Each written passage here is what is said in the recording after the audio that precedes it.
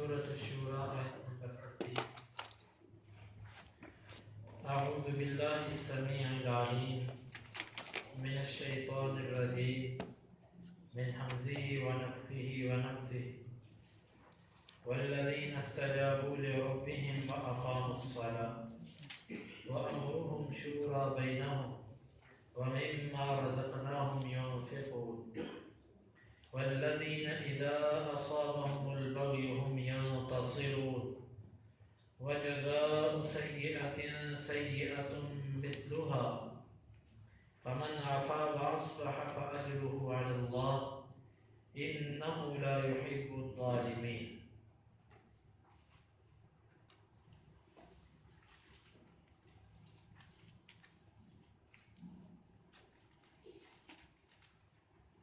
والذین اور وہ لوگ استجابوا جنہوں نے لبیک کہا، جنہوں نے قبول کیا پکار کو، لربہم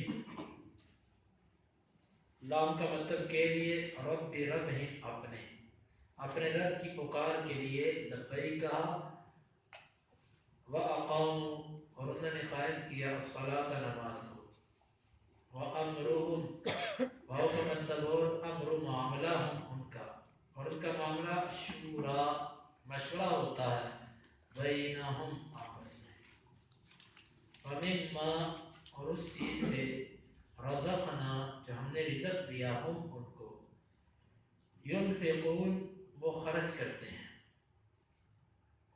والذین اور وہ لوگ اذا جب اصاب پہنچتی ہے ہم ان کو، البغی سرکشی، ہم وہ ینتصرون بدلہ لیتے ہیں، وجزاء اور بدلہ، سیئۃ برائی کا، سیئۃ برائی ہے، مثل ہا اس برائی کے، اور برائی کا بدلہ اسی کی مثل برائی ہے، فمن فا کا مطلب بس، من جو کوئی عفا درگزر کر گیا، واصلح اور اس نے اصلاح کر لی، فاجرہ پس اس کا اجر علی اللہ اللہ پر ہے، انہ بے شک وہ، لا نہیں، یحب پسند کرتا، الظالمین ظلم کرنے والوں،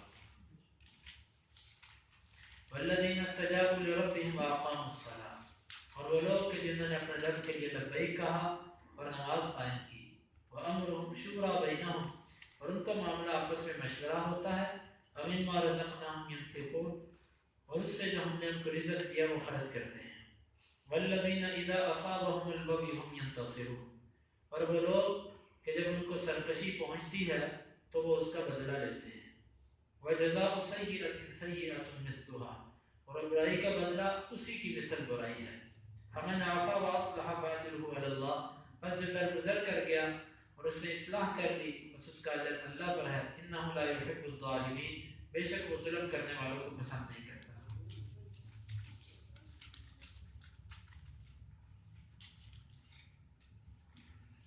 پیچھے اللہ رب العزت نے ایمان والوں کا ذکر فرمایا کہ ایمان والے لوگ کون ہوتے ہیں، ان کا تعارف کرواتے ان کی صفات کا ذکر فرمایا، ان کی صفات میں سے ایک صفت یہ ہے استجابوا لربہم، اجابت اور استجابت ان دونوں میں فرق ہے، جب الف سین تا شروع میں آ جائے تو اس کا مطلب ہوتا ہے فوری طور پر قبول کرنا اور اس پر لبیک کہنا، بغیر کسی تاخیر کے، بغیر کسی سوچ و بچار کے، فوری طور پر کسی کی بات پر لبیک کہنے کا جو لفظ اس کے لیے استعمال ہوتا ہے وہ استجاب ہوتا ہے، کہ اللہ رب العزت کا حکم آیا، انہوں نے اس میں کچھ تاخیر نہیں کی، فوری طور پر اللہ رب العزت کی حکم کو لبیک کہا۔ یہ ان صفات میں سے ایک صفت ہے جو ایمان والوں کی صفت ہے، کہ جیسے ہی اللہ کا حکم آئے فوری طور پر اس کو آگے کیا، برادری، رشتہ دار، کاروبار، سارے کے سارے معاملات کو پیچھے کر دیے، اللہ کے حکم کو سب سے پہلے، وَأَقَامُوا الصَّلَاةَ اور دوسرا ان کا معاملہ کہ نماز قائم کرنا، یہ بات پیچھے گزر چکی ہے کہ اقامت صلاۃ اور ادائے صلاۃ ان دونوں میں فرق ہے، نماز بس نماز پڑھ لیں، لیکن اقامت صلاۃ نماز قائم کرنا، اس کے اندر بہت ساری چیزیں آتی ہیں۔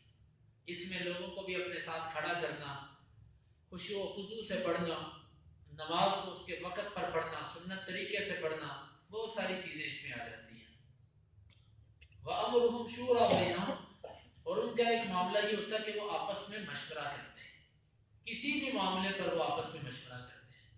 مومن کی یہ علامت ہے کہ وہ مشورہ کرتا ہے، اور جو بندہ مشورہ کرتا ہے اس مشورے میں اللہ تعالیٰ بڑی خیر ڈال دیتا ہے۔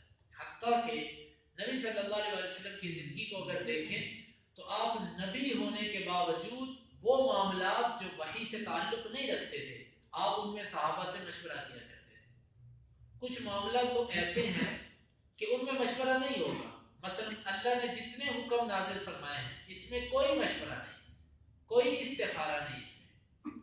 مثلا کوئی بندہ کسی سے مشورہ کرتا ہے، یار مجھے مشورہ دو، میں نماز پڑھوں کہ نہ پڑھوں، میں روزہ رکھوں کہ نہ رکھوں، یہ مشورہ نہیں ہے۔ اللہ کے جو احکامات ہیں اس میں مشورہ نہیں، مشورہ ان چیزوں میں ہے کہ جو اللہ کے حکموں سے تعلق نہیں رکھتے۔ مثال کے طور پہ نبی صلی اللہ علیہ وسلم کی زندگی میں آتا ہے کہ صلح حدیبیہ کے موقع پر آپ صلی اللہ علیہ وسلم نے جب حدیبیہ مقام پر آپ کو روک دیا گیا، آپ نے اپنے صحابہ سے کہا کہ تم اپنے جانوروں کو یہیں پر ذبح کر دو اور سر منڈوا دو۔ صحابہ اس بات پہ حیران اور پریشان تھے کہ اللہ کے رسول، ہم گھر سے جانور لے کر آئے ہیں اللہ کے گھر میں جا کر ذبح کرنے کے لیے، اور سر منڈوایا جاتا ہے عمرہ کرنے کے بعد، حج کرنے کے بعد۔ ہم نے عمرہ نہیں کیا، اللہ کے گھر ہم نہیں پہنچے، تو کیسے یہاں پر حدیبیہ مقام پر اپنے جانور ذبح کر دیں اور سر منڈوا دیں؟ نبی صلی اللہ علیہ وسلم نے سب کو فرمایا کہ یہ کر دو، لیکن صحابہ برتائے حیرت میں رہے اور اس سے وہ نکل نہ سکے۔ نبی صلی اللہ علیہ وسلم کو دکھ ہوا کہ میں اللہ کا نبی، میں نے ان کو حکم دیا اور انہوں نے میری بات نہیں مانی۔ آپ نے جا کر ام سلمہ رضی اللہ عنہا سے اس بات کا اظہار کیا کہ میں نے ان کو حکم دیا اور انہوں نے میری بات نہیں مانی۔ انہوں نے کہا اللہ کے رسول، انہوں نے آپ کو مشورہ دیا، اللہ کے رسول صلی اللہ علیہ وسلم آپ اس طرح کریں، آپ اپنا جانور ذبح کر دیں اور سر منڈوا دیں، کسی کو نہ کہیں۔ یہ آپ کے جانثار ایسے ہیں کہ جو آپ کام کریں گے یہ اس سے ایک قدم بھی پیچھے نہیں رک سکتے۔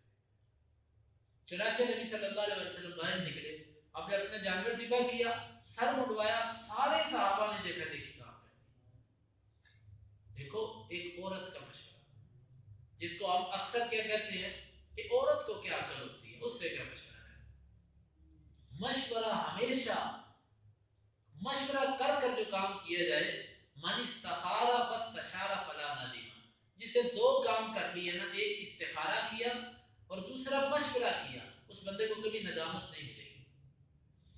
اپنے گھر کے معاملات میں اپنی بیوی سے مشورہ کرنا بنتا ہے۔ بیوی کے مشورے کے بغیر گھر کے جو معاملات اکثر طے پاتے ہیں اس میں بے اتفاقی، لڑائی جھگڑے اور خیر نہیں ہوتی۔ معاملات گھر کے بھی جو معاملات ہوتے ہیں اس میں اپنے رفیق حیات بیوی جو ہوتی ہے اس کے ساتھ مشورہ کرو۔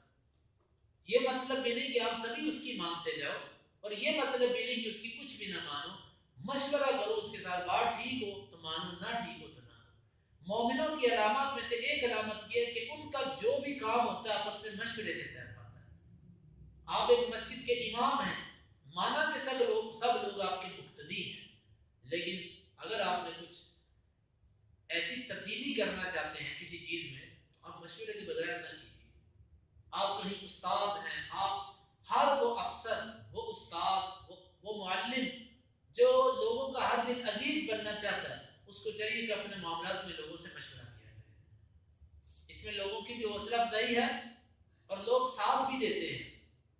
آپ اندازہ کیجئے کہ نبی صلی اللہ علیہ وسلم نبی ہیں، اس کے باوجود اللہ تعالیٰ فرما رہے ہیں وَشَاوِرْهُمْ فِي الْأَمْرِ، نبی معاملات میں ان سے مشورہ کیجئے۔ مشورہ کرنے سے توہین نہیں ہوتی کسی کی۔ ہم یہ سمجھتے ہیں کہ کسی چھوٹے سے مشورہ کر کے ہماری شان میں کمی آ جائے گی، نہیں، ایسا نہیں ہوتا۔ مشورہ کرنے سے اللہ تعالیٰ ذہن کھولتے ہیں اور انسان کو خیر ملتی ہے۔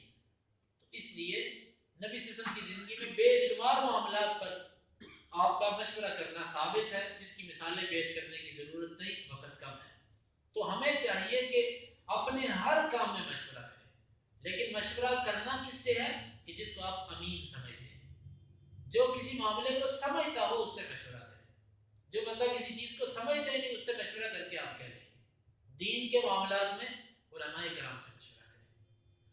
خالص جو دنیا کے معاملات ہوتے ہیں، تجارتی معاملات، اس میں جو بندہ تجارت کو سمجھتا ہے اس سے مشورہ کرو۔ ہاں یہ چیز حلال ہے کہ حرام ہے، اس مسئلے میں آپ علماء سے پوچھیں، لیکن کاروباری مسائل کو سمجھنے کے لیے آپ اس کے ماہر سے مشورہ کریں۔ تو یہ مشورہ ضروری ہے، مشورے کے بغیر انسان نقصان اٹھاتا ہے۔ فَمِمَّا رَزَقْنَاهُمْ يُنْفِقُونَ، اور جو ہم نے ان کو رزق دیا اس سے وہ خرچ کرتے ہیں۔ اللہ تعالیٰ نے یہ نہیں فرمایا جو ہم نے ان کو مال دیا اس کو وہ خرچ کرتے ہیں، وَمِمَّا، اور اس چیز سے جو ہم نے ان کو عطا کی وہ خرچ کرتے ہیں۔ جو بھی ہم نے ان کو عطا کی، ذہانت دی ہے وہ ذہانت اللہ کے راستے میں لگا رہے ہیں۔ ہم نے ان کو صحت اور تندرستی دی ہے وہ اس کو اللہ کے لیے لگا رہے ہیں۔ ہم نے ان کو کوئی خوبی عطا کر دی ہے وہ اس کو لگا رہے ہیں، علم دیا وہ اس کو لگا رہے ہیں اللہ کے راستے میں۔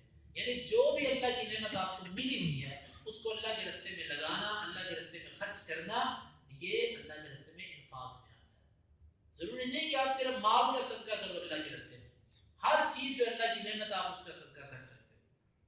والذین اذا اصابهم البغی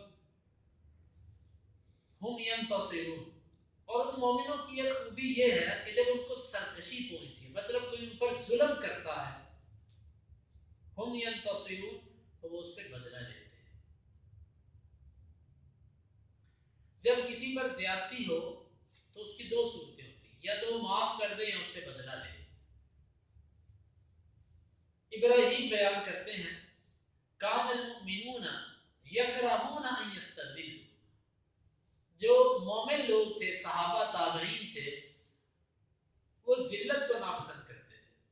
مطلب کوئی ان پہ اگر غالب آنا چاہتا تو وہ اس کو برداشت نہیں کرتے تھے۔ ہاں لیکن ہوتا یہ تھا جس وقت وَإِذَا غَلَبُوا عَفَوْا، جس وقت وہ غالب آ جاتے تو معاف کر دیتے، یعنی کہ وہ ذلت نہیں برداشت کرتے تھے کہ اس نے میرے اوپر زیادتی کی ہے، تو وہ یہ نہیں کہ اب چپ کر کے اس کو وہ اپنی توہین سمجھتے تھے، لیکن جب دوسرے کو بدلہ لینے کے قریب پہنچے اس کو نیچا دکھا دیا، مطلب کہ میں تیرے سے بدلہ لے سکتا ہوں، پھر اس کو معاف بھی کر دیا کہ جا، یہ نہ سمجھنا کہ میں کمزور، بدلہ لے سکتا ہوں میں تیرے سے، لیکن جا میں تجھے معاف کیا۔ یہ تھا مومنوں میں کہ وہ ذلت نہیں برداشت کرتے تھے، بدلہ لینا چاہتے تھے، لیکن پھر عین موقع پر آ کر بالکل جب سر پہ بات پہنچی تو چھوڑ دیا اس کو، جا تجھے معاف کیا۔ تو یہ مومنوں کی ایک علامت یہ ہے کہ وہ بدلہ لیتے ہیں، لیکن بدلہ کس وقت لینا ہے؟ یہ بدلہ اس وقت لینا، بعض دفعہ لینا زیادہ بہتر ہوتا ہے کہ جب بدلہ نہ لینے سے دشمن اور جاہل انسان کی سرکشی مزید بڑھ جائے، پھر اسے بدلہ لینا چاہیے۔ مطلب آپ کسی بندے کو معاف کر دیتے ہو، آپ کو معاف کرنے کا سمجھتا کہ اللہ یہ تو کل ہی کچھ نہیں سکتا تھا، وہ کل کو اور دو بندوں کو تنگ کرتا ہے، چار بندوں اور کو تنگ کرتا ہے۔ ایسا بندہ جو ہے کہ جس کو معاف کرنے سے اس کی سرکشی مزید بڑھے، ایسے بندے کو معاف نہیں کرنا چاہیے، ایسے سے بدلہ لینا چاہیے، لیکن بدلہ لینا کیسے ہے وہ اگلی آیت میں فرمایا۔ وگرنہ صحابہ کا یہ طریقہ تھا، نبی صلی اللہ علیہ وسلم کا یہ طریقہ تھا کہ معاف کر دیتے۔ اب یوسف علیہ السلام کے واقعے کو دیکھو، امام ابن کثیر نے یہاں پر چند واقعات ذکر کیے، وہ میں بتلا دیتا ہوں۔ یوسف علیہ السلام بھائیوں نے کتنا یعنی کہ باپ سے جدا کیا، کتنا تکلیف دہ مرحلہ تھا، لیکن این جب سب کے سب یوسف کے سامنے کھڑے ہیں، اب یوسف وہاں پر ایک ایسے اہم عہدے پر ہیں کہ ان کو چاہیں تو سب کو ختم کروا دیں، لیکن یوسف نے کیا فرمایا؟ لا تثریب علیکم اليوم، آج کے دن تمہارے اوپر کوئی سرزنش نہیں، کوئی ملامت نہیں، جب تمہیں معاف کیا۔ ہمارے نبی صلی اللہ علیہ وسلم فتح مکہ کے موقع پر سب کے سب سردار سامنے کھڑے، طرح طرح کی اذیتیں دینے والے لوگ موجود ہیں، لیکن نبی صلی اللہ علیہ وسلم نے فرمایا کہ لا تثریب علیکم اليوم، آج کے دن سب کو معافی، عفو عام، عفو عام، اللہ کے نبی صلی اللہ علیہ وسلم نے عام معافی دی اس دن۔ اور اسی طرح اور بھی واقعات، مثلا ایک یہودی تھا لبید بن عاصم، اس نے نبی صلی اللہ علیہ وسلم پر جادو کیا، وہ بخاری کی روایت ہے، جادو کرنے کے بعد اس نے اس جادو کے جو نشانات تھے وہ اس نے کنویں میں چھپا دیے۔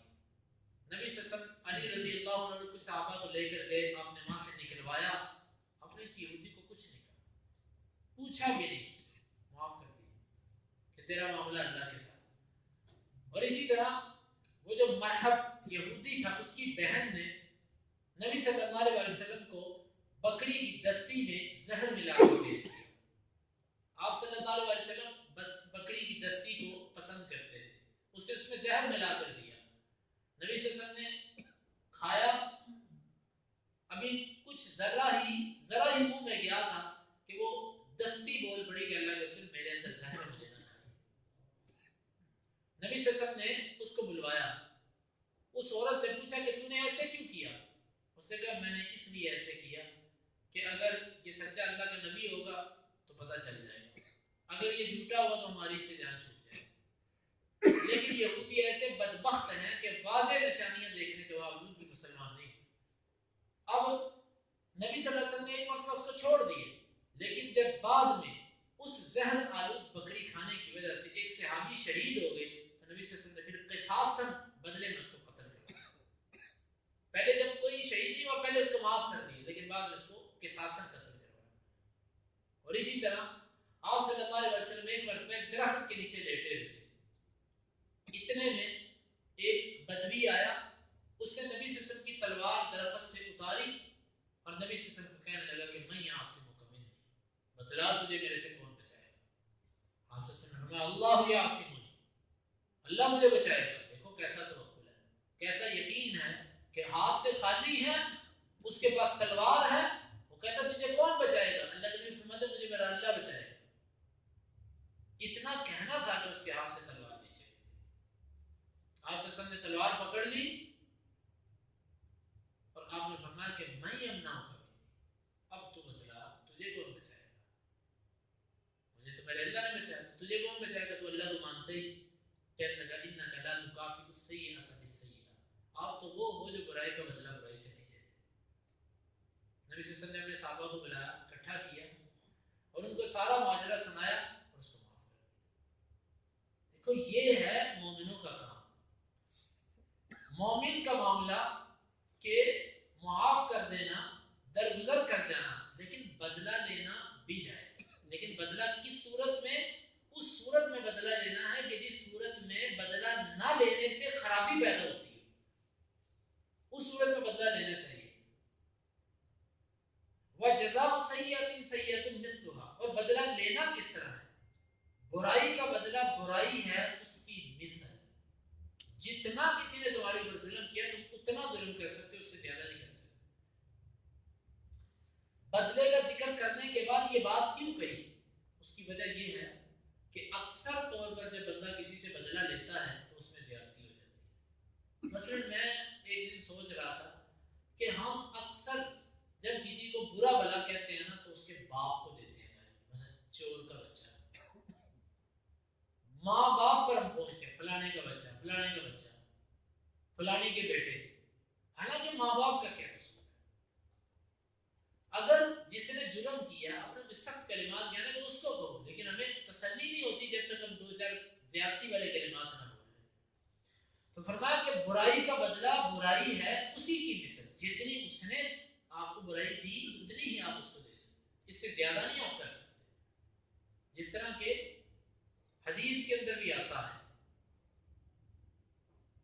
نبی صلی اللہ علیہ وسلم نے فرمایا المستبان اثمهما علی البادی ما لم یعتد المظلوم، دو گالیاں دینے والے ان دونوں کا گناہ اس بندے پر جاتا ہے جس نے گالی دینے میں پہل کی، ما لم یعتد المظلوم، جب تک مظلوم زیادتی نہیں کرتا اس وقت تک مظلوم کی گالی کا گناہ بھی اسی پر ہے۔ مثال کے طور پہ ایک بندہ آیا آپ کے پاس، اس نے اگر آپ کے ساتھ بدتمیزی کی، بد اخلاقی کی، گالی دی، آپ نے بھی اس کے بدلے میں اتنا ہی اس کو کر دیا۔ اب آپ نے جو اس کو کہا ہے اس کا گناہ بھی اسی کے ساتھ ہے۔ کب تک؟ جب تک آپ زیادتی نہیں کر جاتے۔ اگر اس نے کہا کہ تو ایسا، آپ نے کہا تو ایسا تو ایسا تو ایسا، اس نے ایک دفعہ کہا آپ نے دو دفعہ کہا، اس نے ایک برا لفظ بولا آپ نے دو بولے، آپ نے زیادتی کر دی۔ وقت زیادتی کا گناہ آپ پر ہے. اگر آپ اتنے الفاظ اس کے لیے بولتے جتنے اس نے بولے تھے، یہ برابری کی. اس میں پہلا بندہ مشکل ہے، یہ بدلے کا ایک طریقہ ہے. لیکن ساتھ ہی کیونکہ برابر کا بدلہ لینا بڑا ہی مشکل ہوتا ہے. ہمیں کوئی ایک تھپڑ مارے، ہمیں ایک مار کے صبر نہیں آتا. وہ کہتے ہیں 2 مارنے ہیں، اس کو بھی مارنا ہے، اس کے دوسروں کو بھی مارنا ہے. تو ساتھ ہی فرما دیا فمن عفا واصلح فاجره على الله، بس جس نے معاف کر دیا اور اصلاح کر دی اس کا اجر اللہ پر. کیوں کہ برابر بدلہ لینا تو بڑا مشکل کام ہے. لیکن اگر تم معاف کر دو، درگزر کر جاؤ، تو اس کا اجر اللہ پر ہے، بہت بڑا اجر ہے. فضیل بن عیاض رحمہ اللہ کا قول امام ابن کثیر نے ذکر فرمایا، وہ یہ کہا کرتے تھے کوئی بندہ ان کے پاس اگر کوئی شکایت لے کر آتا تو اس کو کہتے تو معاف کر دے. اگر وہ کہتا کہ میں معاف نہیں کر سکتا، میرے اندر اتنی برداشت نہیں کہ میں اس کو معاف کروں، پھر وہ کہتے ہیں کہ اتنا بدلہ لینا جتنا بدلہ لینے کی تجھے اجازت دی گئی. تو اتنا بدلہ لینا تیرے لیے بڑا مشکل ہے، اس لیے تیرے لیے بہتر یہی ہے کہ تو معافی کی طرف پھر دوڑ، معافی کر. ساتھ وہ فرماتے ہیں اس کی وجہ یہ ہے اکثر انتقام لینے والا بعد میں بے چین ہوتا ہے اور اکثر معاف کر دینے والا بعد میں سکون میں آ جاتا ہے. آپ نے کسی کو معاف کر دیا نا، آپ کا دل مطمئن ہے کہ میں نے کسی کا دینا نہیں ہے، لینا ہی. لیکن اگر آپ نے کسی سے انتقام لیا تو پھر آپ کا دل یہ آپ کو بعد میں ملامت کرتا رہے گا، سکون نہیں آئے گا، یار تو نے زیادتی کی، تو نے زیادہ بول دیا اس کو، تو ایسے کرتا، تو ایسے کرتا، تو ایسے کرتا. 100 دروازے کھل جاتے ہیں سوچوں کے. اگر بندہ یہ کہے بس چھوڑ دیا، اللہ کے لیے چھوڑ دیا، سکون میں آ گیا. لیکن اگر بدلہ لیا، پھر زیادتی ہوگی تو بھی سوچ، کمی ہوئی تو بھی سوچ، برابری ہو جائے تو پھر بھی بندہ کہتا ہے ایسے نہیں، ایسے ہونا چاہیے تھا. پھر سوچوں کے دروازے کھل جاتے ہیں. وہ کہتے ہیں اس لیے بہتر یہی ہے کہ تم معاف ہی کر دو، درگزر ہی اس سے کر جاؤ. اور جس نے معاف کر دیا، درگزر کیا اور اس نے اپنے معاملے کی اصلاح کی، فاجرہ اللہ، یہ کتنا بڑا اجر ہے، اس کا اجر اللہ پر ہے. اللہ نے اجر کا ذکر نہیں فرمایا. چند اعمال ایسے ہیں کہ جہاں پر اللہ نے اجر کا ذکر نہیں فرمایا.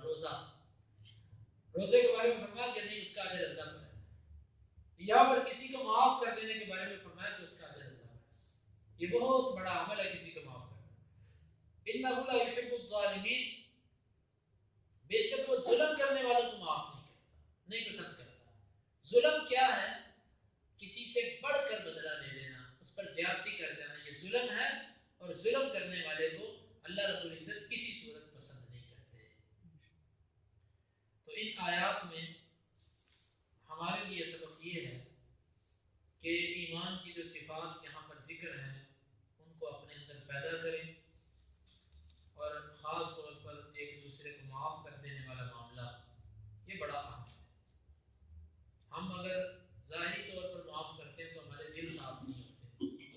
حدیث کے اندر آتا ہے کہ سوموار اور جمعرات کو اللہ رب العزت عام معافی دیتے ہیں، اور ہر سوموار معافی ملتی ہے.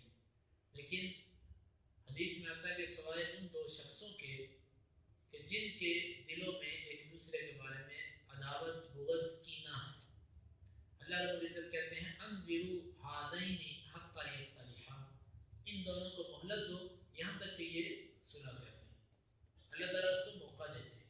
جب تک یہ صلح نہیں کرتا اس وقت تک ان کو معاف نہیں کرتا. اللہ تعالیٰ معاف کرے، اللہ تعالیٰ ہمارے دلوں کو صاف کر دے. اللہ تعالیٰ ہمیں عفو و درگزر سے کام لینے کی توفیق عطا فرمائے. والذین استجابوا، اور وہ لوگ کہ جنہوں نے لبیک کہا، لربہم، اپنے رب کے لیے، وأقاموا الصلاة، اور انہوں نے نماز قائم کی، وأمرهم شورى بینہم، اور ان کا معاملہ مشورہ ہوتا ہے آپس میں. ومما رزقناہم، اور اس سے جو ہم نے ان کو عطا کیا، ينفقون، وہ خرچ کرتے ہیں. والذین، اور وہ لوگ، اذا اصابهم